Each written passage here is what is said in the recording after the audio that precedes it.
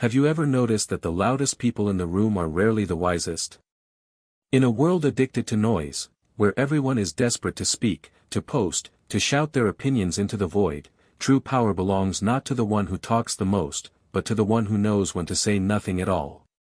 In our modern, hyper-connected world, we are drowning in a sea of noise. Not just auditory noise, but the relentless chatter of social media, the constant ping of notifications, the pressure to have an opinion on everything, and the expectation to fill every silence with words.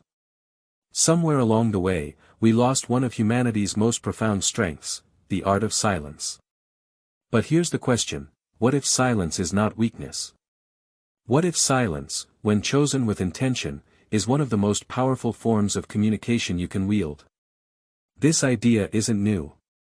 The Stoics, those ancient philosophers of Greece and Rome, understood silence not as emptiness, but as strength, clarity, and discipline. Stoicism is not about gritting your teeth and enduring life's hardships. It is about mastering yourself, aligning your actions with reason and virtue, and wielding emotional resilience as your greatest weapon. And one of its most overlooked lessons is the strategic, deliberate power of silence. Zeno of Citium, the founder of Stoicism, gave a piece of wisdom that still cuts through centuries of noise: we have 2 ears and 1 mouth, so we should listen more than we say. Aristo, another Stoic thinker, sharpened the point even further: it is better to trip with the feet than with the tongue. Both statements remind us of a timeless truth: words, once spoken, cannot be recalled. How often have we stumbled in anger, pride, or haste, only to regret what we said? Silence, then, is not passive. It is armor. It is strategy. It is strength.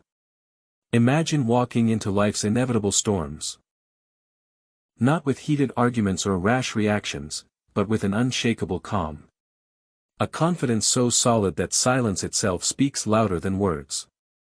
This is Stoic silence, not absence, but presence. Not retreat, but command. So, when should we use this weapon? When is silence the strongest response?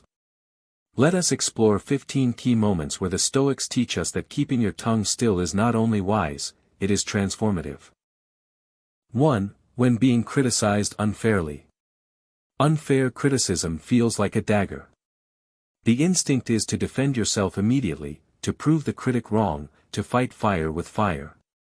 But the Stoics remind us that the sting of criticism is not in the words themselves, it is in our judgment of them. Marcus Aurelius wrote in his Meditations: "If you are distressed by anything external, the pain is not due to the thing itself but to your estimate of it, and this you have the power to revoke at any moment." The insult or harsh critique is neutral, it is your interpretation that creates pain. Picture this: you've led a project at work, poured months of effort into it. Your boss, stressed and misinformed, criticizes you harshly in front of everyone. The urge to argue rises in your chest. But instead of reacting, you pause. You breathe.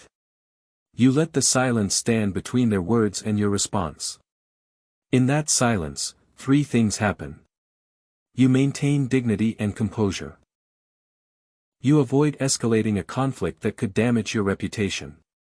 You give your actions, the quality of your work, time to speak for you. This silence is not weakness. It is strategic strength. As Epictetus taught, it's not what happens to you, but how you react to it that matters. By refusing to trip with your tongue, you rise above the critic. Your silence becomes a fortress. 2. In the midst of boasts and braggadocio. We've all been there: someone at the table can't stop bragging. Their voice fills the room with stories of success, wealth, or connections. The insecure urge is to counter with your own tales, to one-up them. But Stoicism counsels restraint. The wise man doesn't compete in games of ego.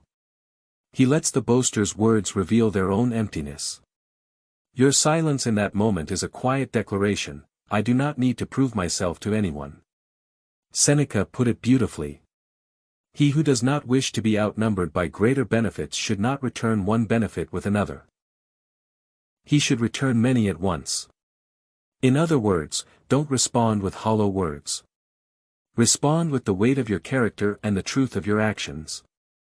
The next time you feel that itch to compete with someone's self-promotion, stop. Listen. Nod politely. Say nothing. Let your silence show that your worth is beyond comparison. That restraint not only saves you energy, it magnifies your presence. 3. When anger threatens to overwhelm you. Anger feels powerful. It surges through the body like fire, demanding release. But as Marcus Aurelius warned, how much more grievous are the consequences of anger than the causes of it? The outburst always does more damage than the original provocation. Imagine, a colleague makes a careless mistake that ruins your hard work. The temptation is to lash out, to make them feel your frustration. But Stoicism advises something else: silence. Not cowardice, but deliberate control. Epictetus urged, keep silence for the most part, and speak only when you must, and then briefly. In practice, this means pausing. Counting to 10. Walking away. Allowing the first wave of emotion to crash and recede before you speak. That silence is water on the fire. It protects relationships, preserves your dignity, and ensures that when you do respond, it is measured and effective. Silence in anger is not weakness, it is mastery. 4. Amidst the whispers of rumors. Rumors are parasites, they survive only if fed. Deny them your words, and they wither. Engage with them, and they grow. The Stoic way is to starve them. Marcus Aurelius reminded himself, you have power over your mind, not outside events. Realize this, and you will find strength. You cannot control gossip. You can only control whether you add fuel to it. History gives us countless lessons. Galileo, accused and silenced by powerful opponents, knew that the truth required no constant defense. His discoveries outlived the rumors, because reality itself spoke for him. Your silence in the face of lies or whispers is not passive, it is proof that your character speaks louder than idle talk. Refuse to engage, and you rise above the noise. 5. When grieving a profound loss. Grief silences us in a way nothing else can. The world feels hollow, every word too small to capture the weight of loss. Most people rush to fill this silence, with distractions, with noise, with endless explanations. But the Stoic path is different, it teaches us to embrace the silence of grief, to sit with it, to let it work on us. Seneca, writing to comfort a grieving friend, reminded him, the day which we fear as our last is but the birthday of eternity. To the Stoic, loss is not punishment, but part of the natural cycle of existence. It hurts, yes. It breaks us open. But in that quiet pain lies a chance for growth, reflection, and even gratitude for what was once ours. Silence in grief is sacred. It is not the silence of despair, but of reverence, for the love we had, for the memories that remain, and for the strength we will eventually find. To accept grief without fleeing from it is to step closer to wisdom. 6. When confronted with blatant ignorance. There is a special kind of frustration in debating with someone who is loudly confident but profoundly ignorant. You know the type, they dismiss facts, twist logic, and argue not to learn but to win. To engage them is to waste your energy. Epictetus cut to the core of the problem. It is impossible for a man to learn what he thinks he already knows. The Stoic does not fight unwinnable battles. Silence here is not surrender, it is strategy. By refusing to argue, you preserve your peace. You show that not every provocation deserves your attention, and not every fool deserves a response. Your silence says, I will not waste my wisdom on closed ears. That restraint is a higher form of intelligence. 7. When tempted to gossip or judge. Few things are as tempting, and as destructive, as gossip. To share someone else's faults, to pass judgment, to feel that rush of superiority, it's easy, seductive, and corrosive to the soul. Marcus Aurelius held himself to a higher standard. Ask yourself, how does this appear to the gods? Who doesn't prefer harmony to discord, kindness to malice? Gossip is not just an attack on others, it weakens you. It stains your character and makes your words less trustworthy. The Stoic practice here is silence. Before speaking about another, ask 3 questions. Is it true? Is it necessary? Is it kind? If the answer to any is no, you choose silence. That choice purifies your speech. It makes your voice rarer, cleaner, and more powerful when you do decide to speak. 8. When witnessing injustice you cannot immediately change. Silence in the face of injustice is often seen as weakness. But Stoicism teaches a subtler truth: sometimes, silence is the preparation for action. Think of Nelson Mandela. For 27 years in prison, he was forced into silence. Yet within that silence, he was planning, building inner strength, and forging alliances. When he finally spoke, his words carried the weight of decades of discipline. His silence became the soil from which lasting change grew. The Stoic does not waste energy on loud but empty outrage. Instead, he channels silence into strategy. He studies the problem, strengthens himself, and chooses the right moment to act with precision. Your silence in the face of injustice is not surrender, it is the gathering of storm clouds before the strike of thunder. 9. When receiving an insult. An insult only has power if you let it pierce you. The Stoic goal is to become untouchable, not by arrogance, but by inner security so strong that words cannot wound. Epictetus framed it perfectly. If someone speaks badly of you, do not defend yourself against the accusations, but against the charge of thinking that this is a bad thing for you. The insult itself is nothing. Your belief that it matters is everything. Consider Gandhi. He was mocked, beaten, ridiculed, but his silence in the face of insults made his dignity unassailable. He refused to hand his enemies the power to control his emotions. When you meet an insult with silence, you show that your worth is not dictated by anyone else's opinion. You deny the insulter their victory.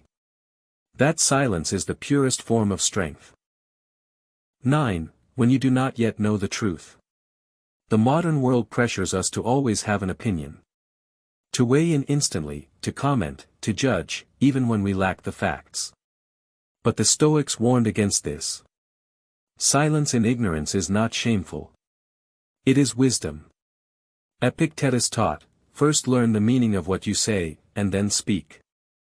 To remain silent until you know is to protect yourself from error. It is to honor truth above ego. When others rush to speak, you remain deliberate. And when you finally do speak, your words carry weight, because they were not spoken lightly. 10. When listening teaches more than speaking.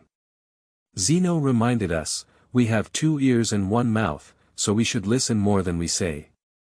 Most people only hear in order to reply. But Stoic listening is different. It is listening to understand, to grasp reality as it is, not as we want it to be. Silence here is not emptiness, it is active attention. It allows wisdom, knowledge, and truth to enter you. Speaking interrupts, silence absorbs. And in that absorption, you gain an advantage others miss. 11. In times of grief or suffering. There are moments when words cannot heal. When loss is too deep, pain too raw, explanations too shallow. The Stoics knew that grief is not solved by chatter, it is endured by presence. Silence, in these moments, is compassion. To sit with someone in their sorrow without rushing to fix it is the purest form of strength. Marcus Aurelius himself bore countless personal losses, yet he taught, do not act as if you were going to live 10,000 years. While you live, while it is in your power, be good. To be silent in grief is not to withhold love, it is to embody it. 12. When the crowd is swept away.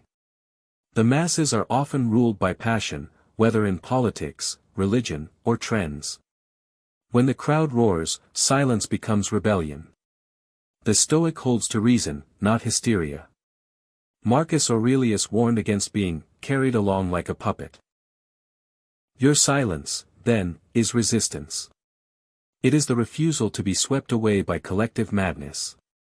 To remain silent while the mob shouts is to remind yourself, truth is not measured by volume, nor wisdom by popularity. 13. When silence guards your plans. Not all silence is restraint, sometimes it is strategy. Machiavelli echoed this centuries after the Stoics: reveal little, conceal much. To announce your every goal is to invite envy, sabotage, and resistance. The Stoics understood this well. They valued inner mastery, not outer validation.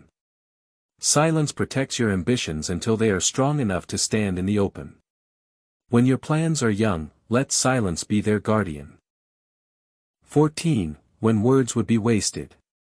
Some people are not ready for wisdom.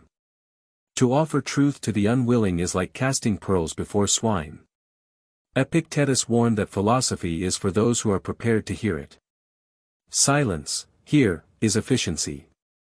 Why waste energy where it will not take root?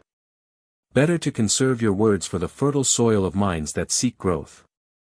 To be silent is to honor the value of your speech. It is to recognize that not everyone deserves your effort. 15. When silence itself speaks louder. Finally, there are moments when silence is not absence, it is presence. The silence of the man who cannot be provoked. The silence of the woman who does not beg to be heard. The silence that radiates calm, authority, and mastery. Marcus Aurelius wrote, "The best revenge is not to be like your enemy." Often, the strongest response is none at all. Your silence becomes a mirror, reflecting the smallness of others and the strength of your own restraint. In these moments, silence does not hide your power. It reveals it.